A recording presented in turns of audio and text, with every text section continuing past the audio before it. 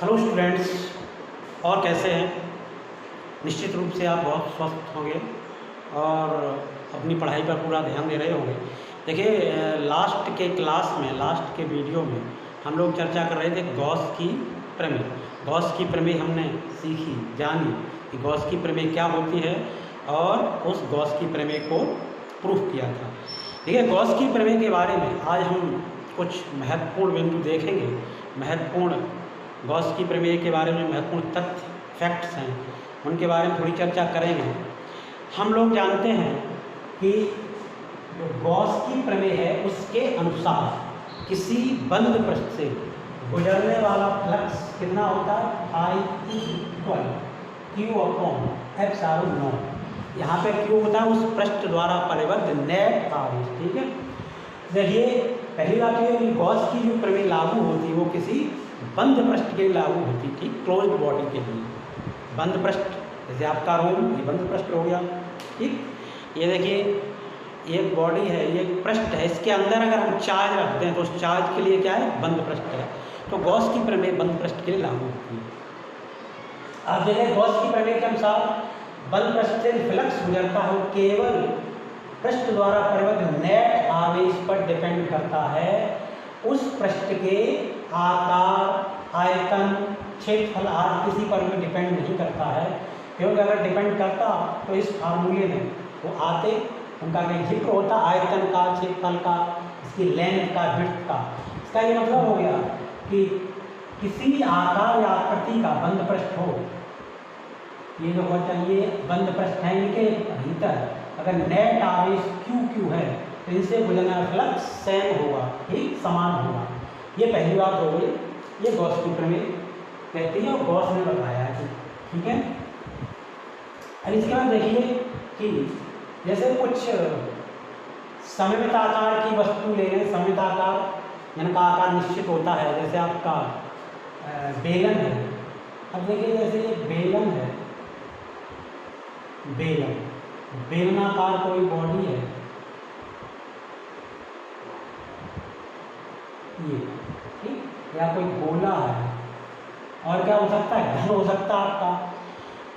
अगर इन पर यहाँ पे देखिए, अगर हम एक चार्ज रखते हैं, कहाँ रखते हैं चार्ज, इनके केंद्र पे रखते हैं, सेंटर पे। सेंटर आप जानते हैं, इसका सेंटर एक बिंदु होगा, तो चार्ज रखा जाए वो स्मॉल चार्ज रखते हैं, ठीक है, बिंदु के समान पॉइंट चार्ज रखें, यहाँ पर भी पॉइंट चार्ज रखें। ठीक है, तो इससे गुजरना फ्लक्स कितना होगा, I इक्वल Q/ε0। इससे गुजरने वाला फ्लक्स I इक्वल Q/ε0 होगा। ठीक है, लेकिन अगर देखिए, अगर हम ये देखें कि अगर इसके यहाँ पे क्या होगा कि इसके अर्ध भाग से पता करें, अर्ध भाग से, आधे भाग से, तो आधे भाग से कितना फ्लक्स गुजरेगा, फाई अर्ध इक्वल क्या हो गया, Q/2ε0। इसी तरीके से यहाँ पर भी हो जाएगा फाई अर्ध इक्वल Q/2ε0, इसके आधे भाग से। ठीक है, जबकि केंद्र पर हमें पॉइंट चार्ज रखा था। देखिए गॉस की प्रमेय सिर्फ ये बताती है कि किसी पृष्ठ से गुजरने वाला कुल फ्लक्स कितना होगा, I इक्वल Q/ε0। लेकिन गॉस की प्रमेय ये नहीं आपको बताएगी इस पृष्ठ के इतने भाग से कितना फ्लक्स गुजर रहा है, या इस पृष्ठ के इतने भाग से कितना फ्लक्स गुजर रहा है। ठीक है, ये हमने सिमेट्री से, क्योंकि इसके यहाँ पर चार्ज कैसा था, स्मॉल चार्ज है, जिसके कारण बल रेखाएं, जो वैद्युत क्षेत्र रेखाएं होंगी, वैद्युत बल रेखाएं होंगी, वो सभी डायरेक्शन में सममित रूप से फैलेंगे। तो निश्चित रूप से इसके जब पूरे भाग से गुजरने वाला फ्लक्स Q/ε0 है, तो इसके आधे भाग से कितना फ्लक्स हो जाएगा, आधा हो जाएगा, Q/2ε0। इसलिए ये बताया हमने। ठीक है, देखिए इसी प्रकार से इसमें ये भी देखो कि जैसे ये बंद पृष्ठ है, इस पृष्ठ के अंदर एक हमने वैद्युत द्विध्रुव रख दिया। वैद्युत द्विध्रुव आपने, हम लोगों ने वैद्युत द्विध्रुव पर काफ़ी चर्चा की है। वैद्युत द्विध्रुव ये रखा हुआ है। वैद्युत द्विध्रुव क्या होता है, जो बराबर वैद्युत द्विध्रुव जो चार्ज स्मॉल होते हैं और उनकी जो परिमाण होता है वो कैसा होता है, परिमाण बराबर होता है लेकिन प्रकृति विपरीत होती है। ये वैद्युत द्विध्रुव रख दिया इस बंद पृष्ठ के भीतर, तब इससे गुजरना फ्लक्स कितना होगा, I इक्वल Q/ε0 क्यों किया है, नेट गॉस की प्रमेय में क्यों किया था, नेट। तो इसमें देखिए यहाँ से इसके भीतर नेट चार्ज कितना हो जाएगा, 5 इक्वल नेट चार्ज 0 हो गया, 0/0 ठीक है। तो किसी बंद पृष्ठ के भीतर अगर आप एक वैक्यूम ध्रुव रखोगे तो उससे गुजरने वाला फ्लक्स कितना हो जाएगा, 0। ऐसे अगर 2 रख दोगे तब भी 0 होगा, 4 रख दोगे 0 हो जाएगा, और अगर n वैक्यूम ध्रुव रख दें तो भी उससे गुजरना फ्लक्स 0 होगा। तो किसी बंद पृष्ठ में अगर n वैक्यूम ध्रुव रखे हो तो उससे गुजरने वाला फ्लक्स 0 होता है, ठीक है। ये गॉस की प्रमेय कह रही है। देखिए अब हम कुछ और भी सममित आकार की बॉडी है उनके लिए देखिए चार्ज की विभिन्न स्थितियाँ देखते हैं। विभिन्न स्थितियों में अगर चार्ज रखते हैं तो उनसे उन्हें फ्लक्स कितना होता है। अब जैसे देखिए हम एक घन की बात कर रहे हैं, घन, और ये घन आपका ये घन हो गया, घन जानते हो जिसकी तीनों कोणे लंबाई, चौड़ाई और ऊंचाई कैसी होती है, बराबर होती है, उसको क्या कहते हैं, घन। घन में कितने पृष्ठ होते हैं या कितनी सतह या फलक होती है, एक ये घन है, ये घनाकार बॉडी है, ठीक। इसमें भी अगर हम कहीं पर भी चार्ज रख देंगे तो इस पूरे घन से गुजरना फ्लक्स कितना हो जाएगा, Q/ε0, ये गॉस की प्रमेय कहते हैं। लेकिन हम इसके घन के केंद्र पर कहाँ पर, सेंटर पर एक स्मॉल चार्ज क्यों रखें, स्मॉल चार्ज। अगर स्मॉल चार्ज नहीं रखें, देखिए स्मॉल चार्ज के काम क्या होगा कि जो वैद्युत बल रेखाएँ हैं जो गुजरेंगी वो कैसी हो जाएंगी, सभी डायरेक्शन में समान रूप से गुजरेंगी स्मॉल चार्ज के कारण। अगर स्मॉल चार्ज नहीं होगा तो वैद्युत बल रेखाओं की संख्या समान रूप से नहीं गुजरेगी। तो ये इसके सेंटर में रखा हुआ है।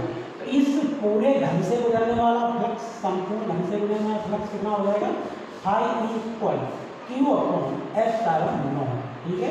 ये अगर हम बात करें इस घन के किसी एक फलक से, देखिए इस पूरे घन से क्योंकि इसकी रचना सममित है तो घन में कितने 6 फलक हैं, सभी 6 फलक से फ्लक्स समान होगा, क्यों, चार्ज भी स्मॉल है ऐसी कंडीशन, और चार्ज कहाँ रखा हुआ, तो केंद्र पर। तब इसके जितने भी फलक हैं या जितने भी सतह सभी से गुजरने वाला फ्लक्स समान होगा। तो पूरे इस घन से गुजरना फ्लक्स कितना था, Q/ε0। तो एक फलक या एक सतह से गुजरने वाला फाई सतह या एक पृष्ठ से गुजरने वाला फ्लक्स कितना हो जाए, Q/6ε0, ठीक है। ये बात हो गई है। अब देखिए इसी में कि अगर ये आवेश जो है इस घन के किसी एक शीर्ष पर रख दिया जाए, जब आवेश घन के किसी शीर्ष पर रखा हो, देखिए अब हमने स्मॉल चार्ज को, चार्ज स्मॉल लेंगे, अगर चार्ज स्मॉल नहीं लेंगे तो वैद्युत बल रेखाएं वो, क्योंकि इसकी जो आकृति सममित है तो वो वैद्युत बल रेखाएं समान रूप से नहीं गुजरेंगी। तो स्मॉल चार्ज ले लिया, चलिए मान लीजिए यहाँ पर ले लिया हमने स्मॉल चार्ज Q, ठीक, ये इसके किसी शीर्ष पर स्मॉल चार्ज Q ले लिया। अब देखिए अब हमें क्या पता करना, अब इस पूरे घन से गुजरने वाला फ्लक्स पता करना है। तो गॉस की प्रमेय कब लागू होगी, अब ये आवेश इसकी कहाँ पे आ गया, सतह पर आ गया, ये आवेश बंद पृष्ठ के अंदर नहीं है। तो गॉस की प्रमेय लागू करने के लिए क्या करना पड़ेगा, इस चार्ज को बंद पृष्ठ के अंदर करना पड़ेगा। तो हम अगर यहाँ पर ये मान लें कि चलिए बंद पृष्ठ कर दिया इसके, तो हमको इस पूरे पृष्ठ से, ये पूरा पृष्ठ उससे बिना फ्लक्स पता चल जाए गॉस की प्रमेय से, Q/ε0। लेकिन हमको सिर्फ इस घन से पता करना है, तो घन से कैसे पता करेंगे, इसलिए हम ऐसा करते हैं, इसी जो घन है ना, घन की सममित आकृति घन होगी। तो अब हम इस चार्ज को, जो बंद चार्ज के लिए बंद पृष्ठ की कल्पना करेंगे तो वो पृष्ठ कैसा मानेंगे, घनाकार पृष्ठ मानते हैं, घन, ठीक। तो देखिए क्या करते हैं, अगर इसके यहाँ पर देखिए यहाँ पर हमने एक घनाकार पृष्ठ और लगा दिया, घन। ठीक, इसके बाद देखिए एक हमने घनाकार पृष्ठ की ओर लगा दिया और एक आपका ये लगा दिया। ठीक है, इस तरीके से ये 4 घनाकार पृष्ठ लगाए। तो अब जो चार्ज है, इन 3 घनाकार पृष्ठ चाहिए और एक पहले से था हमारे पास, तो 4 पृष्ठ हो गए। इस प्रकार से जो हमको रचना प्राप्त हुई उसके अनुसार आप देख रहे हैं कि जो चार्ज है वो अब सभी के कहाँ पे आ गया, बीच में तो आ गया। ये जो रचना प्राप्त हुई इस रचना के अनुसार जो आवेश है वो कहाँ पे आ गया, उनके मध्य में, लेकिन अभी वो उसके टॉप पर है। वो जो हमारी रचना है उस रचना के बाहर, बिल्कुल बाहर पृष्ठ पर रखा हुआ है। और जो हमें पृष्ठ प्राप्त हुआ, ये देखिए, ये 4 घनों से निर्मित एक जो पृष्ठ प्राप्त हुआ है उस पृष्ठ के बिल्कुल केंद्र पर ये चार्ज है।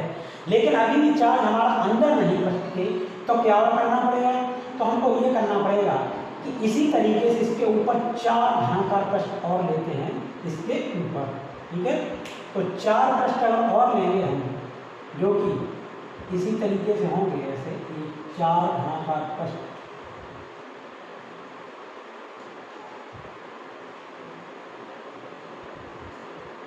और लेंगे।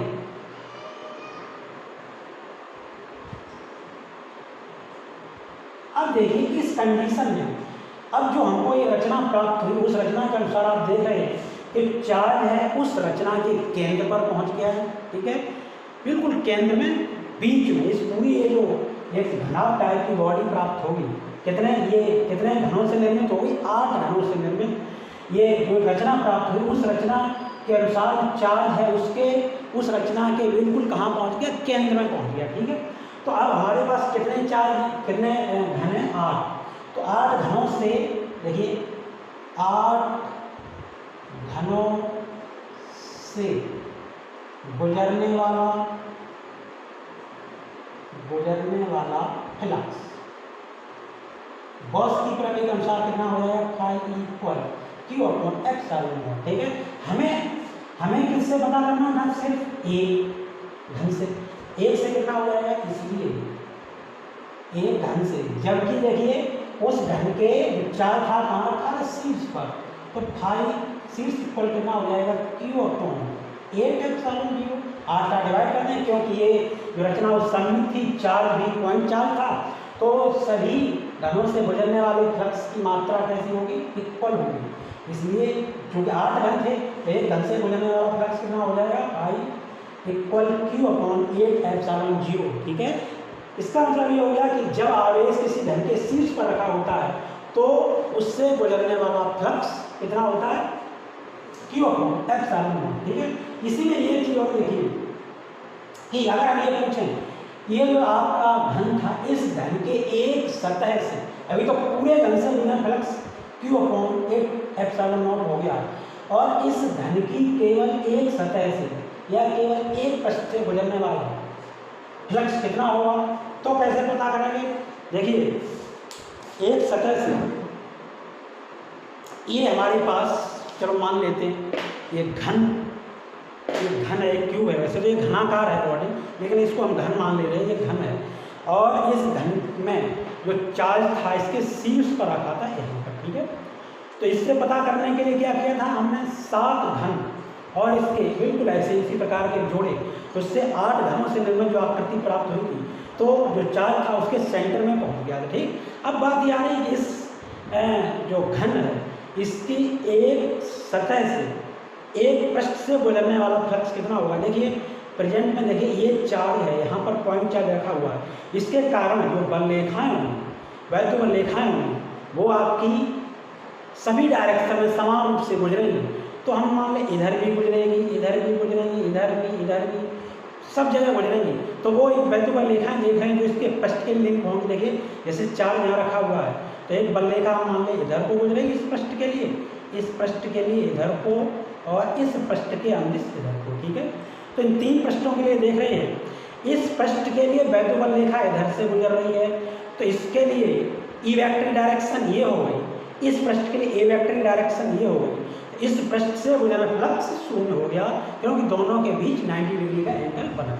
ठीक है, अब आ जाइए इस पृष्ठ के लिए। देखिए इस पृष्ठ के लिए वैद्युमल रेखा हमने कौन सी कंसीडर की, जो कि इधर को जा रही थी। ठीक, तो वैद्युमल रेखा इधर को जा रही है। ठीक है, इसके आगे ए वेक्टर डायरेक्शन ये होगी, इससे गुजरना फ्लक्स 0 हो जाएगा। ठीक है, अब आ जाइए एक पृष्ठ हमारा ये हो गया था, और अब आ जाए ये पृष्ठ, ये वाला पृष्ठ। ठीक है, इसके लिए तो वैद्युमल रेखा इधर वो हो गई थी, इसके लिए वैद्युमल रेखा ये हो गई।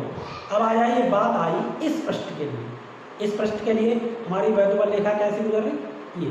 ठीक, ये वाली। इसके बाद अगर आप तो वैद्युमल रेखा ये गुजर रही है, इधर को देखिए आप, तो क्या हो गया यहाँ से, जब वैद्युमल रेखा ऐसी गुजर रही है तो ई वेक्टर डायरेक्शन ये हो जाएगी, ए वेक्टर डायरेक्शन इधर हो जाएगी, तो इससे गुजर फ्लक्स शून्य नहीं होगा। ठीक, अब देखिए ये वाली बल रेखा इस पृष्ठ के लिए ऐसी गुजर रही थी। अगर आप इस पृष्ठ के लिए देखोगे तो बल रेखा ऐसी गुजर रही थी, इसके लिए ऐसी गुजरेगी, ए वेक्टर डायरेक्शन ये होगी, तो इससे गुजरना फ्लक्स शून्य नहीं होगा।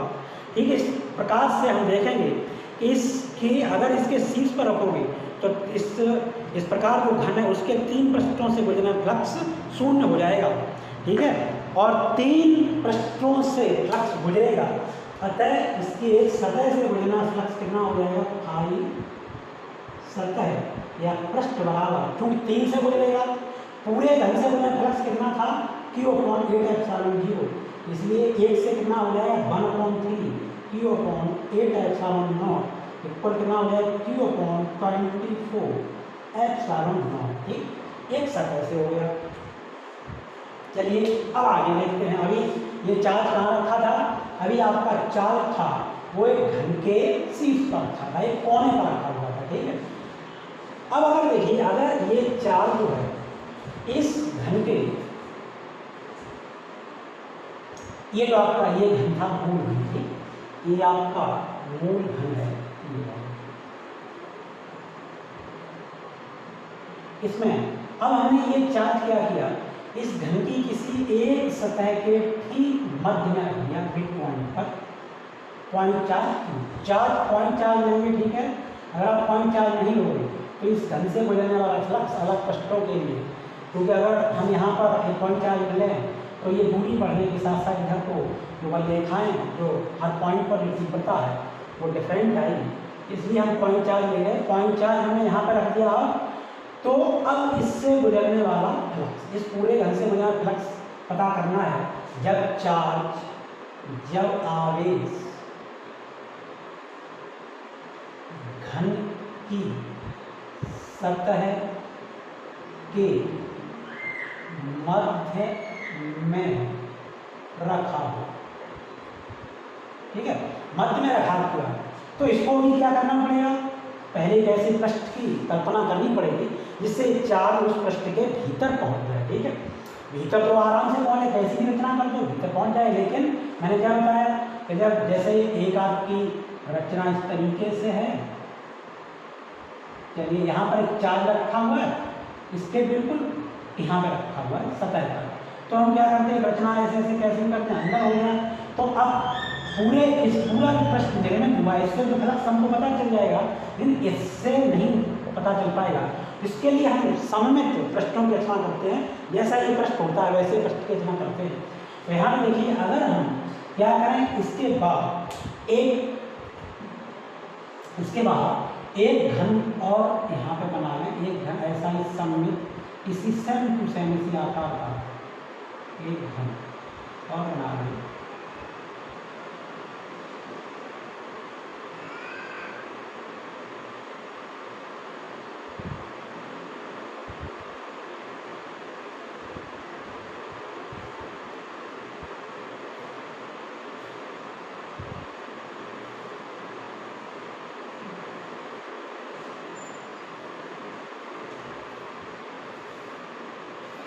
देखिए इस प्रकार से जैसे ही हमने घन इसके पास और रखा, तो अब ये इस प्रकार जो रचना हमको प्राप्त हुई है, उस रचना के मध्य में ये वाला घन पहुंच गया। ठीक है, उस रचना के मध्य में ये चार्ज पहुंच गया, तो अब ये जो आपको रचना दिखाई दे रही है वो किससे मिलकर बनेंगे, दो घनों से।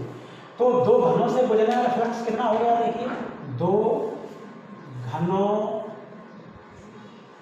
से गुजरने वाला फ्लक्स गॉस की प्रमेय से, यानी इस पूरे पृष्ठ से गुजरने फ्लक्स कितना हो गया गॉस की प्रमेय से, phi equal Q upon epsilon naught. अब हमको एक पृष्ठ से पता करना, एक घन से पता करना, तो फाई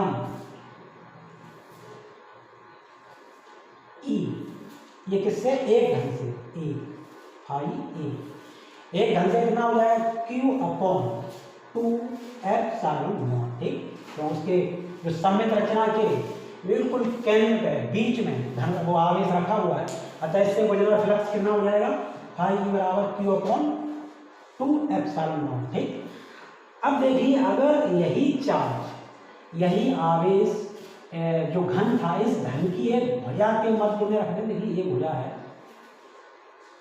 एक भुजा के मध्य में रख दें, तब इससे गुजरने वाला फ्लक्स कितना हो जाएगा। अब की बात, हमारे पास एक घन है और नेक्स्ट देखते हैं, ये अच्छे से पॉइंट समझेंगे। ये देखिए ये घन है, इस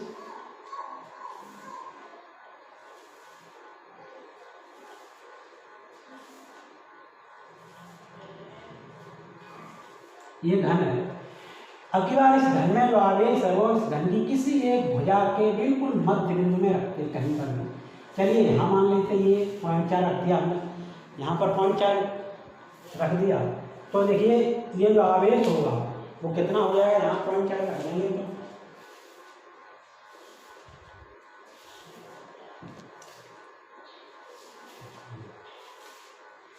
जब हमने यहाँ पर रखा तो अब हमको क्या करना पड़ेगा, पुनः ऐसी रचना करनी पड़ेगी जिससे ये घन जो है जिससे ये जो आवेश है उस रचना के कहाँ पहुँच जाए, केंद्र में पहुँच जाए।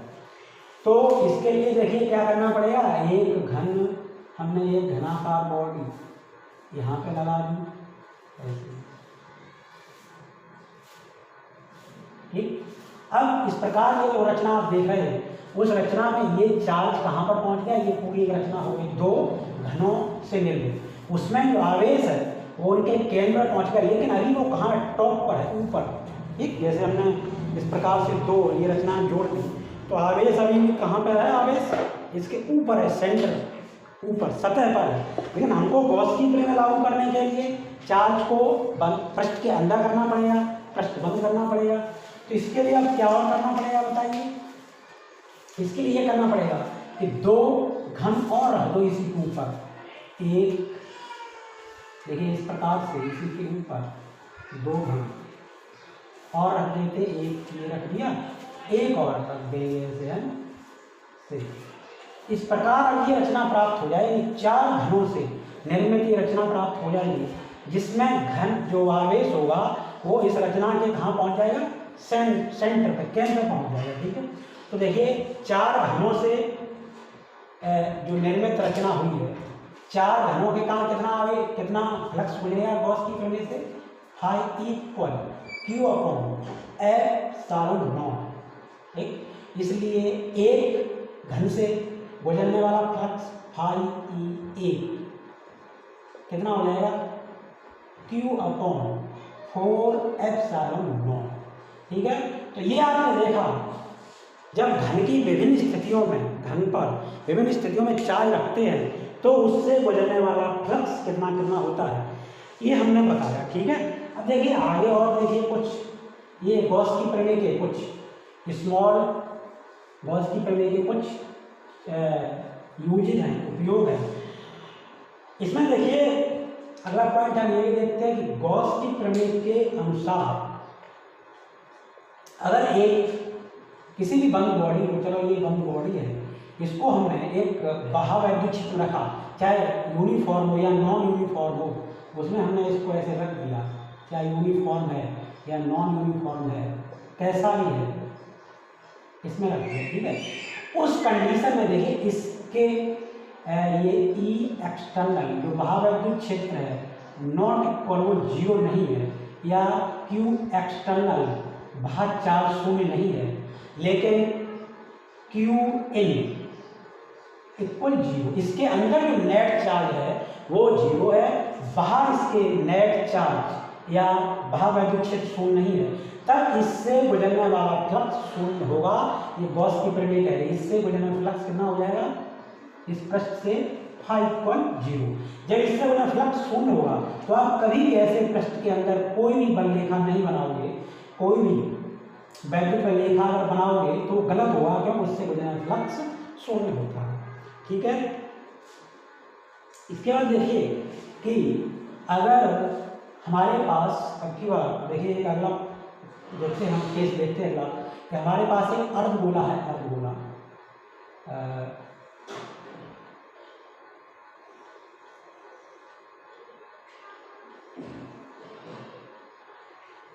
यह अर्धगोली वस्तु है।